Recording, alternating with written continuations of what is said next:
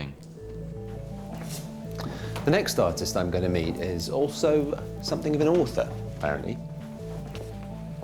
But Sam Winston uses words in a very different way to me. You could say he tries to understand what writing means if you see it more as drawing. He's been working on an unusual way of looking at the periodic table, the precious item my narrator's been keeping in his memory palace.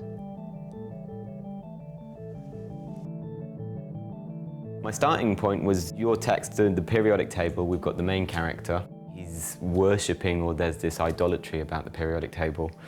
And instead of just going, okay, I want to draw a picture, I'm kind of trying to give this depth or add another layer of story to what's going on.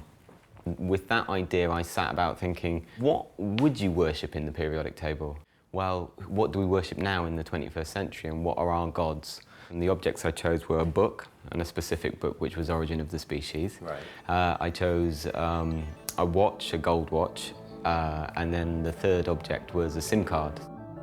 To create objects worthy of worship, Sam breaks the original items down into their component parts, their elements, then breaks those elements down into their symbols, and then, using sacred geometry, he creates shapes from those symbols that look like ancient forms associated with the divine.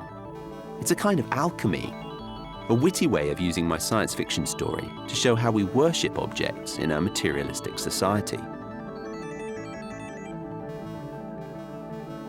It does seem that you're making mysticism out of it. And isn't that what you did? This is so different to how I write, but it's still using words to create meaning, and there's a magic to it.